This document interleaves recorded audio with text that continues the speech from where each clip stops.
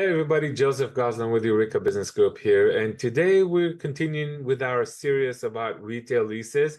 And let's talk about a very important addendum that is attached to a lot of the leases we work on, and that is the renewal options.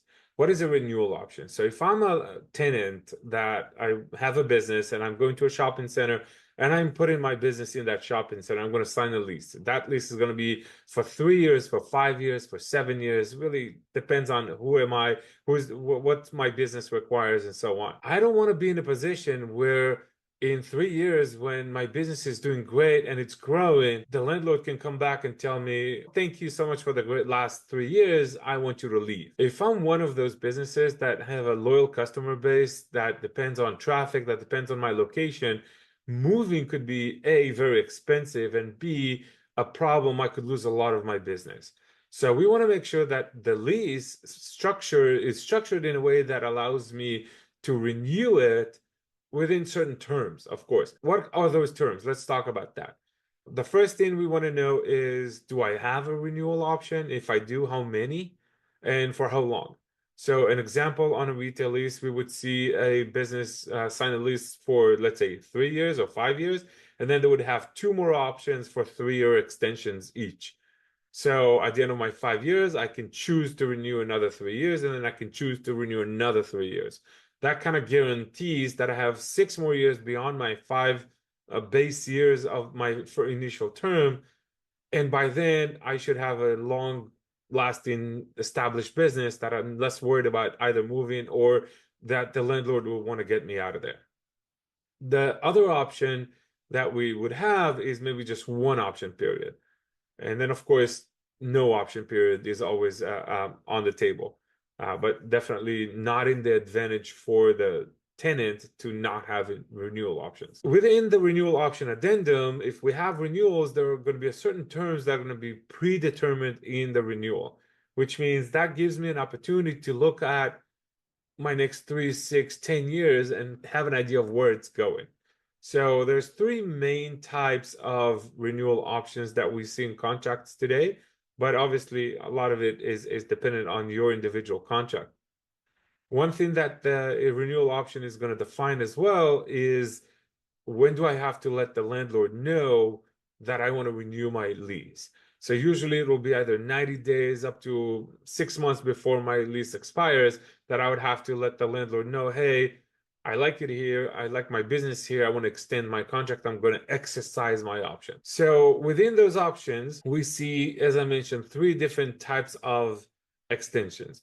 The first one is a fixed amount extension, whether it's going to be dollars per month or dollars per square foot or a percentage. So for example, if I lease a space and I pay $5,000 a month, so I could have a renewal option that says 3-year extension at $5,500 a month, which is a $500 increase for my original lease, and that's going to be the rent for the next 5 years. I could also have a clause that says, instead of a fixed dollar amount, I can say 50 cents per square foot. So if I paid $15 per square foot until this point, it's going to be $15.50. Third option that we have in those fixed amount section is our percentage. So the lease renewal clause can say renewing for another 3 years at that percentage for the original rent. The second type that we see in the contracts, mainly in the contract, is a CPI increase. CPI stands for Consumer Price Index, and that is a government statistics. The government issue that number on an annual basis, quarterly basis, and you get to know the CPI based on what the federal government is publishing.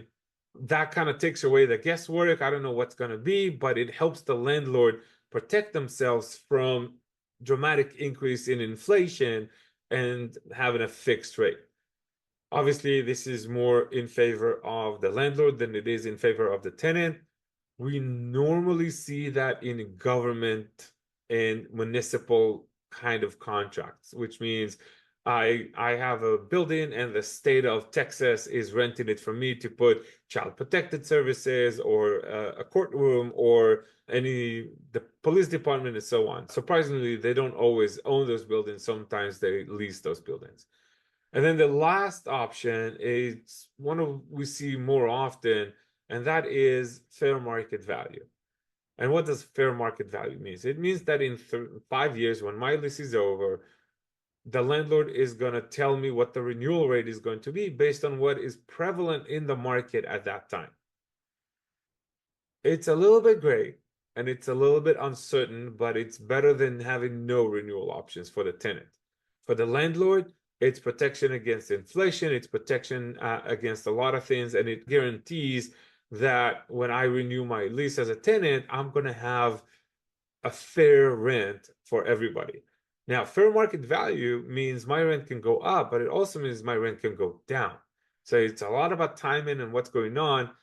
But think about it this way. If I am the tenant and I am paying $10 per square foot, and then 5 years later, the market went boom, and now everybody's paying $20 per square foot, I'm going to have to go to $20 per square foot, which is a significant increase. But if I would have left that space right now and go find another location, I would still pay the $20 per square foot because that's the market rate. That's what everybody else is charging for a similar location for my business. That's why it's called fair market value, because it's fair for everybody. When we manage shopping centers, what we tell our landlords is, let's find out what the market rate is, and then let's charge the tenant just slightly below that. And the reason for that is we want to make sure that we are fair with our tenant, that our tenants get the most value they can, that the tenants don't have to then get up, move their business, potentially lose a lot of their customers, spend a lot of money on the move and setting up a new place for themselves. And that also helps the landlord retain a tenant for another period of time, whatever the option period is. Because the landlord doesn't want to lose a customer, then they're going to lose rent, and they're going to have to pay commission to release the space. So it's in everybody's best interest to come to a renewal with a good faith and to make sure that the renewal rate is going to be just below the actual market rate that everybody's paying, because nobody wants to get up and move. Nobody wants to spend the cost of moving their business and potentially losing clients. And the landlords don't want to lose money on the vacancy and commissions and setting up the space for the next tenant.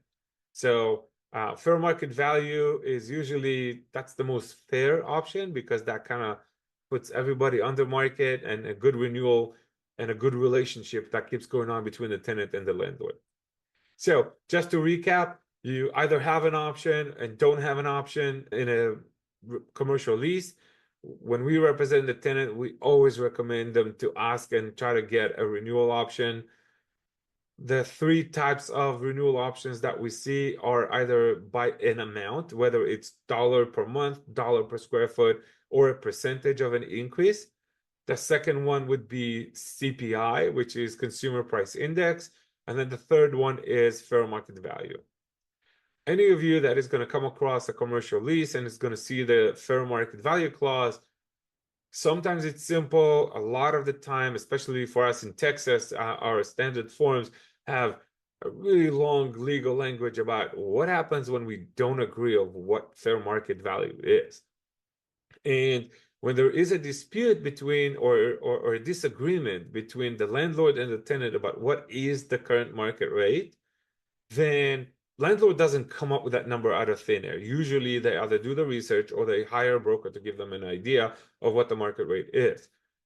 The tenant can do the same thing. So we tell our clients, when you're up for renewal, give us a call. We can help you through the renewal negotiation. We can help you through the renewal, understanding what the real market rates are in the market right now. We tell our tenant clients always to give us a call when it's time for renewal. In fact, we're going to be ahead of you, and we're going to call you about 6 months before your renewal to talk about what are your plans for the space, for your business, for the renewal.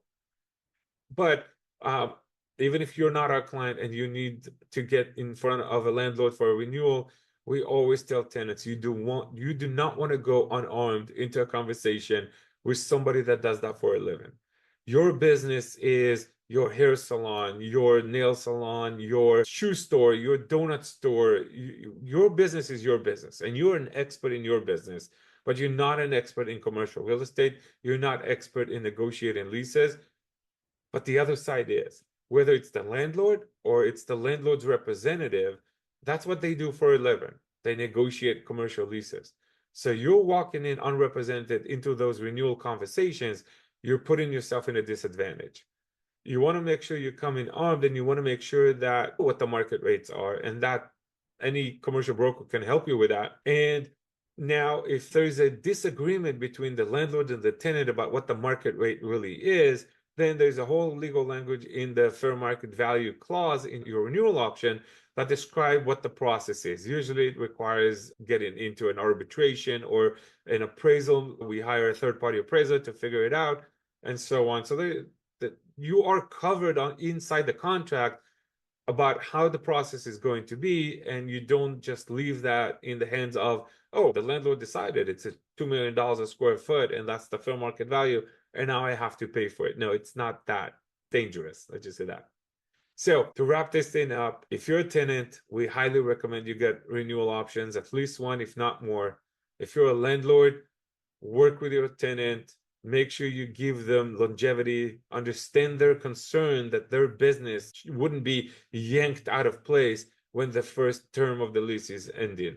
So it's always great. Plus, for the landlord, it's great for your refi.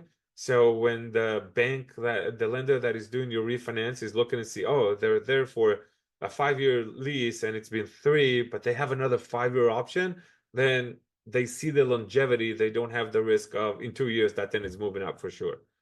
So that's it. My name is Joseph Kazan. I'm with Eureka Business Group. We specialize in retail, and we can help tenants and landlords and investors get in their retail growth in 2025. Give us a call, shoot us an email. Our website is ebgtx.com, and we'll be happy to help.